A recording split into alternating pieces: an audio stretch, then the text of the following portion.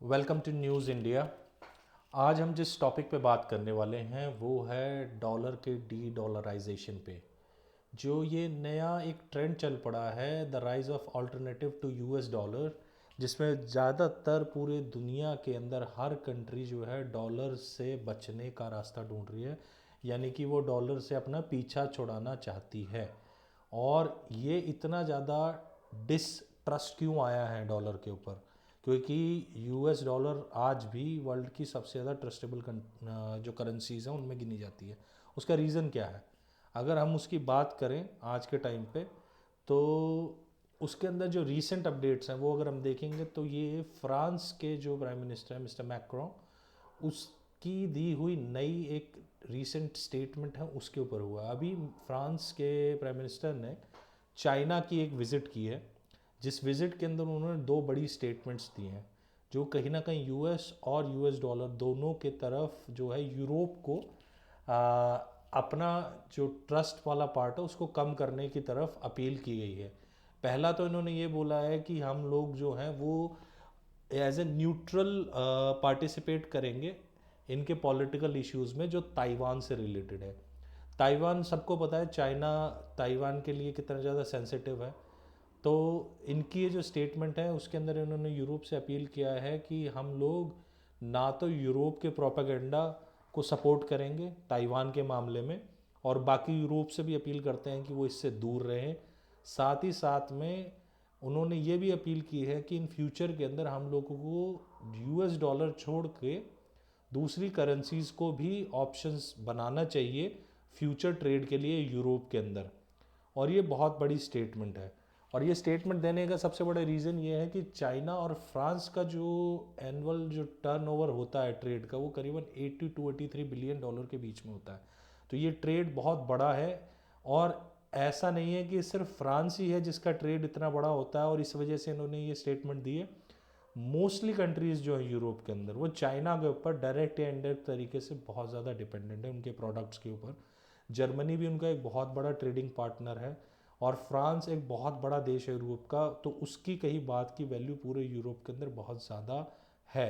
तो ये अपील अपने आप में एक बहुत बड़ी स्टेटमेंट है जो कि जो आज के समय ट्रस्ट कम हो रहा है डॉलर के अंदर, उसको कहीं ना कहीं बढ़ावा देती है।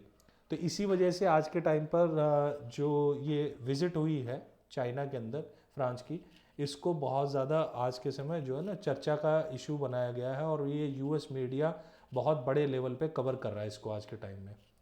अच्छा, जो डी डॉलराइजेशन है इसको सबसे ज़्यादा जो कंट्रीज़ प्रमोट कर रही हैं उनके अंदर दो नाम सबसे ऊपर आते हैं, एक तो रशिया और दूसरा चाइना। और दोनों के अपने अपने रीज़न हैं। रशिया का जो सबसे बड़ा रीज़न है वो है रशिया यूक्रेन वॉर की वजह से उनके ऊपर जो सैंक्शंस लगा दिए गए, डॉलर का यूज़ पूरी तरीके से उनको बैन कर दिया गया, उनके जितने भी उनके रिजर्व्स हैं उन वो यूज़लेस हो गए बिल्कुल।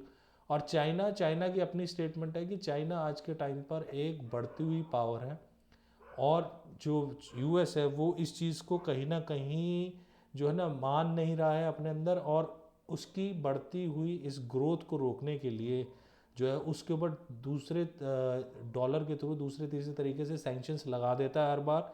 और उसकी वजह से उसके जो ट्रेड्स हैं ईयरली उनको बहुत ज़्यादा झटका पहुंचता है, उसको डैमेज पहुंचता है। उनकी कंपनीज जो है वो अलग अलग जगह पर ट्रेड नहीं कर पाती है प्रॉपर, किसी भी कंट्रीज़ को कभी भी सैंक्शन लगा देते हैं। कहीं पर भी उनका मन करता है तो डॉलर करेंसी के अंदर उनके ट्रेड को रोक दिया जाता है, जो कि एक बहुत बड़ी प्रॉब्लम आज के टाइम पर ये दोनों देश फेस कर रहे हैं। और उन्होंने इसका सोल्यूशन निकाला है कि ये डी डॉलराइजेशन करें, ये अपनी करेंसी के अंदर उन देशों के साथ में ट्रेड करें, और ये आज के समय अपनी करेंसी को ही ट्रेड के लिए बल देते हैं दूसरे देशों के साथ में। और उसके अंदर अगर हम लोग देखें तो इनको काफ़ी ज़्यादा सफलता भी मिली है। आज के टाइम पर अगर देखें, जब जहाँ पर कि पूरी तरीके से डॉलर को बैन कर दिया गया है रशिया के लिए, वहाँ पर चाइना के थ्रू रशिया आज भी ट्रेड कर रहा है, और रूबल और युआन का ट्रेड जब से ये बैन लगा है, जब से सैंक्शंस लगाए गए हैं, तब से 8 गुना ज़्यादा बढ़ गया है। 8 गुना ज़्यादा ट्रेड बढ़ जाना मतलब कि आज के समय चाइना के ऊपर रशिया की डिपेंडेंसी बहुत ज़्यादा बढ़ गई है। साथ ही साथ में अगर हम देखें तो रशिया जो है एक नई गोल्ड बैक क्रिप्टो करेंसी भी लॉन्च करने की तैयारी में ईरान के साथ में, जिस पर कि वो काम कर रहे हैं, ताकि ईरान जैसे देश जो कि ऑलरेडी बहुत लंबे टाइम से इन सैंक्शंस को फेस कर रहे हैं, ये भी डॉलर की इस मार से बचना चाहते हैं। और यूक्रेन के इन्वेजन के बाद से जो रशिया को बहुत ज़्यादा नुकसान पहुंचा है वर्ल्ड ट्रेड के अंदर, उसको कहीं ना कहीं रशिया रीज़न मानता है डॉलर का, क्योंकि सारी कंट्रीज़ जो है ऑल ओवर द वर्ल्ड, कोई भी कंट्रीज़ है वो सब के सब कहीं ना कहीं डॉलर के बिना काम नहीं कर सकती। अगर कहीं भी देखेंगे तो डॉलर के रिज़र्व को ही वैल्यू दी जाती है। तो आज के समय इसी वजह से इन्होंने ये एक ऑल्टरनेटिव निकाला है। और उसका रीज़न भी है कि मोस्टली जितनी भी कंट्रीज़ है, ये जो चल रहा है इसके अंदर बाकी की कंट्रीज़ को क्यों इंटरेस्ट है, क्योंकि रशिया और चाइना के तो अपने रीज़न है कि कहीं ना कहीं पॉलिटिकली ये लोग एक दूसरे के खिलाफ खड़े होते हैं प्रोपेगेंडा के लिए यूएस से। तो यूएस इनके लिए एक दुश्मन की तरह हो गया। तो बाकी कंट्रीज़ क्यों इस चीज़ को जो है आज के समय वैल्यू दे रही हैं और डॉलर को छोड़ने के बारे में सोच रही है।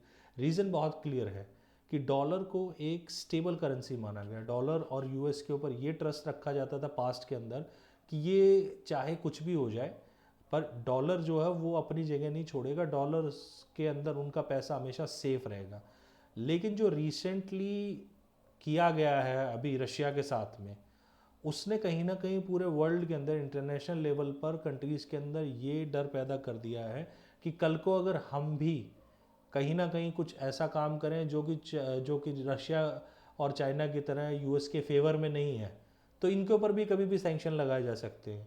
और मोस्टली कंट्रीज़ ऐसी हैं जिनके पास में बहुत हैवी रिजर्व नहीं है, जिनका कहीं पर भी बहुत बड़ा ऐसा कोई रिजर्व नहीं रखा जो कि उनको कहीं ना कहीं बैकअप करके सर्वाइव करने में हेल्प करे। अगर डॉलर को इमीडिएटली सैंक्शंस में डाल दिया जाता है तो इन्हें मजबूर हो कि या तो यूएस की बात माननी पड़ेगी या फिर इनको पूरी तरीके से बैंक करप्ट होना पड़ेगा। जैसे कि आज के टाइम पर जो भी कंट्रीज़ बहुत छोटे लेवल पे ट्रेड करते हैं, भैया बहुत छोटी छोटी कंट्रीज जिनके पास में बहुत ही लिमिटेड पैसा है, उन कंट्रीज़ को मानना पड़ता है।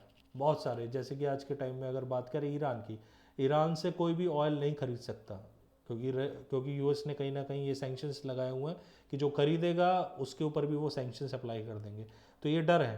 तो कहीं ना कहीं यूएस गवर्नमेंट इस चीज़ की जिम्मेदार है कि उन्होंने इन कंट्रीज़ को धकेल दिया है डी डॉलराइजेशन की तरफ में। क्योंकि अगर ये लोग डॉलर में ट्रेड करते हैं और इनकी बात नहीं मानते हैं तो वो काम ही नहीं कर सकते।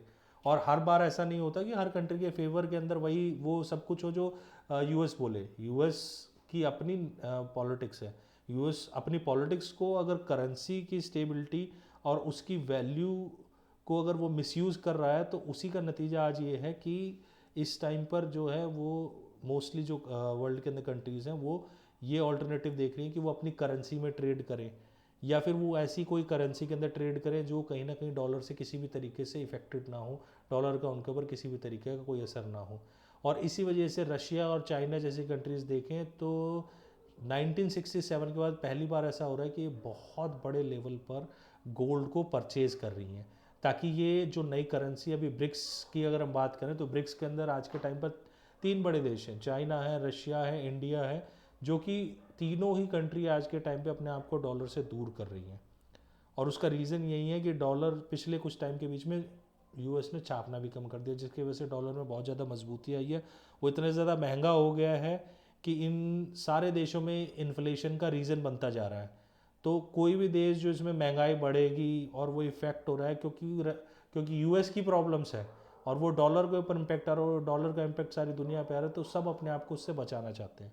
तो इसी वजह से ये कहीं ना कहीं सबको पता है कि ब्रिक्स एक नई करेंसी लेके आने वाला है, जिस करेंसी से वर्ल्ड के अंदर बिना डॉलर के एक नया ट्रेड शुरू होगा जो कि उस करेंसी के थ्रू किया जा सकेगा और उस पर ट्रेड का किसी भी तरीके से यूएस का कोई भी इन्वॉल्वमेंट नहीं होगा। तो इसी वजह से आज के टाइम पर बहुत बड़े लेवल पर बहुत सारी कंट्रीज़ जो है वो इसका पार्ट बनना चाहती है, ब्रिक्स का पार्ट बनना चाहती है। यहाँ तक कि ब्राज़ील ने भी आज के टाइम पे युआन में चाइना के साथ ट्रेड को एक्सेप्ट कर लिया और उन्होंने ट्रेड शुरू भी कर दिया इनके साथ में।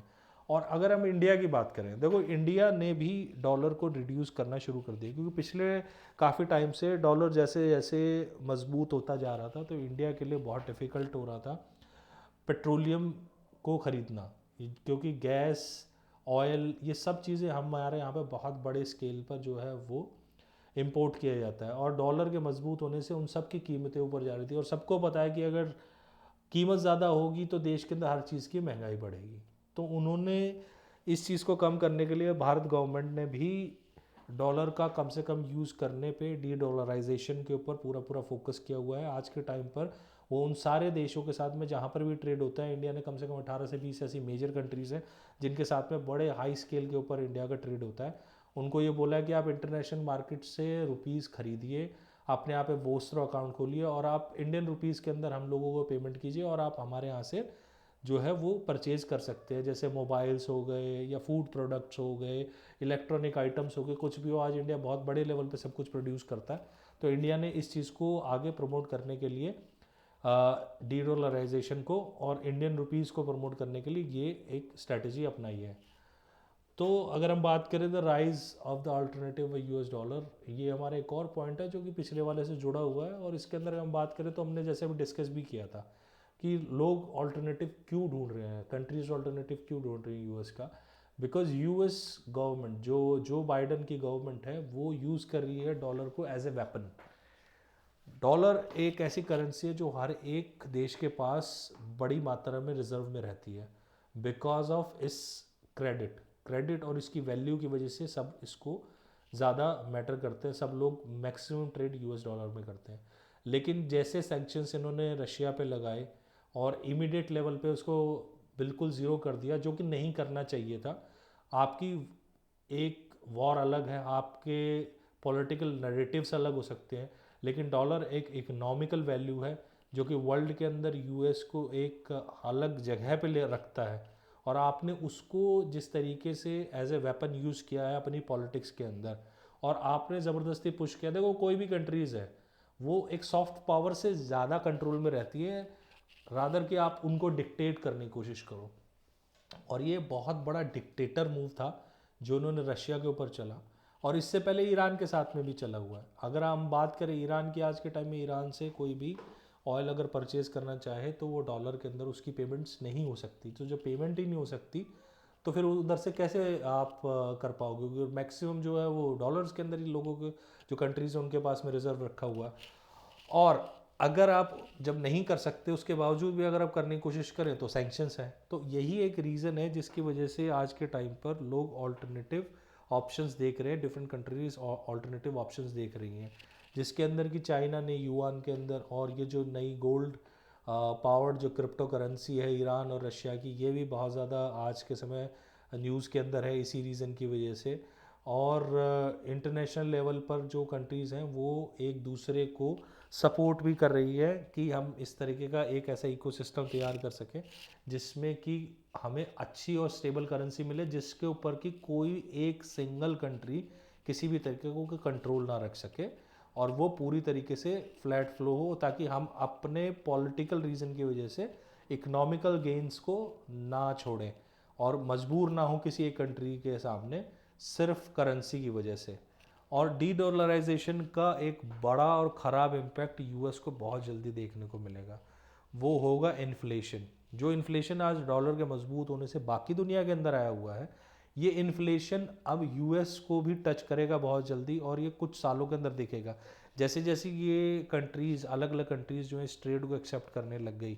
मान लो यूरोप के अंदर आज फ्रांस ने ये बात बोली है, और कल को अगर दूसरी कंट्रीज़ जो है यूरोप के अंदर इसको फॉलो करके और ट्रेड को युआन में करने लगती हैं या रूबल में करने लगती हैं या इंडियन रुपी के अंदर करने लगती हैं, तो वहाँ पर डॉलर की क्रेडिबिलिटी धीरे धीरे ख़त्म होगी। तो जो डॉलर यूज़ नहीं होगा तो वो वापस कहाँ जाएगा, वो वापस जाएगा यूएस में। और जब इतनी बड़े मात्रा के अंदर डॉलर वापस यूएस में जाने लगेगा तो वहाँ चीज़ें होने लगेंगी महंगी, क्योंकि डॉलर की वैल्यू भी गिरेगी और चीज़ें महंगी होगी, जिससे वहाँ महंगाई बढ़ेगी, बेरोज़गारी आएगी और बहुत बड़ी परेशानी फैल जाएगी पूरे पूरे यूएस के अंदर। और इस डी डॉलराइजेशन के अंदर एक चीज़ और हम बात करेंगे कि भैया इसका जो आज के टाइम पर इतना ज़्यादा शोर हो रहा है, तो इसमें चैलेंजेस भी हैं, क्योंकि इतनी बड़ी करेंसी जो आज के टाइम पर पूरी दुनिया यूज़ करती है, तो मैक्सिमम कंट्रीज़ जो हैं सभी के पास में 100% कंट्रीज़ कह लो जो भी आज यूएन में है, वो सब डॉलर का यूज़ करती हैं। तो उनके पास में एक बहुत बड़ा जो रिज़र्व है वो डॉलर का रखा हुआ है। और अगर ये चाहे भी तो इमिडिएटली इस ऑल्टरनेटिव को लेने के बाद में भी इतनी जल्दी डॉलर का ट्रेड बंद नहीं कर सकती। तो इस वजह से डॉलर की मार्केट वैल्यू आज भी बहुत ज़्यादा है और कल को ये जब इंट्रोड्यूस हो जाएंगी तो भी रहेगी, लेकिन डॉलर जो है वो इतनी आसानी से मार्केट के अंदर अपनी वैल्यू खोएगा नहीं। साथ ही साथ यूएस गवर्नमेंट भी ये सारी चीज़ें देख रही है, ऐसा नहीं है कि उनको नहीं पता कि क्या होने वाला है। उनको पता है कि आज के टाइम पर जैसे मार्केट जा रही है डी डॉलराइजेशन की तरफ और अलग अलग कंट्रीज उनका ऑल्टरनेटिव देख रही है, तो जल्दी ही यूएस भी इसके ऊपर कोई ना कोई ऐसा एक्शन ज़रूर लेगा जिससे कि वो ये इन फ्यूचर में आने वाली प्रॉब्लम्स को आने से पहले रोक पाए। लेकिन जो डैमेज जो बाइडन गवर्नमेंट ने ऑलरेडी कर दिया है उसकी वजह से वर्ल्ड लेवल पे डॉलर जो है अपनी एक जो ट्रस्ट वर्दी वैल्यू थी वो ऑलरेडी खो चुका है।